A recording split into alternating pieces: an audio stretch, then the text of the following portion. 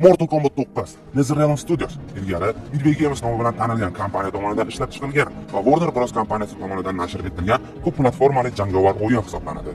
Bu o'yin ikkinchi franshizaning davomi hisoblanadi. Ya'ni dastlabki 3 Mortal Kombat seriyasining syujetini qaytadan yangi xronologiya bo'yicha ko'rsatib beradi. Ushbu xronologiya Mortal Kombat Armageddon nomli seriyasidan boshlanadi. Janglar faqat 2D o'lchovda bo'lib o'tadi. Ya'ni jangda o'ngga yoki chapga burilishingiz mumkin emas. Faqat oldiga, orqaga, tepaga yoki pastga burilishingiz. Ammo jangchilar va arenalar 3D o'lchovda ishlab chiqarilgan.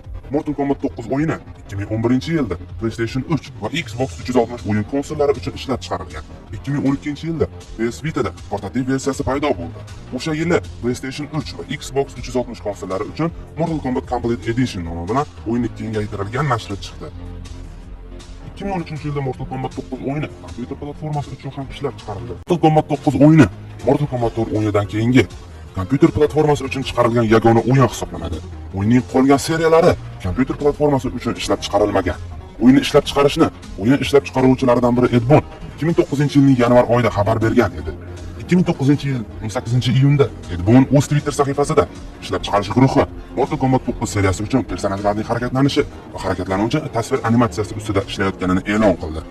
Yana undan tashqari Mortal Kombat 9 o'yiniga DC qahramonlari ham qo'shilmasligini va ushbu o'yinning 9-qismi Mortal Kombat DC olamiga qarshi o'yinining davomi emasligini aytib o'tdi va o'yinning ushbu seriyasi Mortal Kombat vs DC o'yinining davomi emasligi isbotlandi. Giant Boom xabar berishicha, Mortal Kombat 9 o'yini 2011-yilda chiqarilgandan so'ng aprel oyining o'zida 900 mingdan ortiq nusxasi sotilgan va o'yinlar sotilishi bo'yicha aprel oyida birinchi o'rinni egallagan. Ushbu ko'rsatkich chiqqanidan so'ng, Ed Boon bu ko'rsatkichga AQShdagi sotuvlar kirmasligini ham yozib o'tgan. Agar siz AQShdagi sotuvlarni ham hisoblab ko'rsangiz, aprel oyida Mortal Kombat 9 o'yini taxminan 3 million nusxada sotilgan. O'yin tanqidchilar tomonidan ham yaxshi baholandi.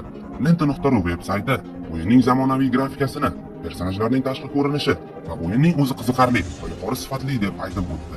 Mortal Kombat 9 o'yini Metacritic tomonidan 100 ballik sistemada 85 ballni qo'lga kiritgan. Game Rankings tomonidan esa o'yin 100 ballik sistemada 86 ballni qo'lga kiritgan. Oxir-oqibat esa o'yin 2011-yilda Fighting o'yinlar orasida yil jangi nominatsiyasini qo'lga kiritgan. Do'stlar, endi Mortal Kombat 9 o'yinining syujeti haqida ham biroz to'xtalamiz. Mortal Kombat 9 o'yini yangi xronologiya bo'yicha davom etadi. Mortal Kombat 9 o'yini Mortal Kombat Armageddon o'yinining davomi hisoblanadi. Ushbu syujetda Mortal Kombat turnirini Yer saltanatini turnirda g'olib bo'lishi, Shang Tsungning soxta turniri va Quan Chining hiylasi bilan Shao Kahnni yerga bostirib kirishi, Shao Kahnning mag'lubiyati va Shinnokning ozod bo'lishini ko'rib chiqamiz do'stlar. Bugungi ma'lumotlarimiz shulardan iborat edi. Agar ma'lumotlarimiz yoqqan bo'lsa, videoga like bosib, kanalga obuna bo'ling. Yangi videolarni o'tkazib yubormaslik uchun qo'ng'iroqcha tugmasini bosib qo'ying. Bizni kuzatishda davom eting.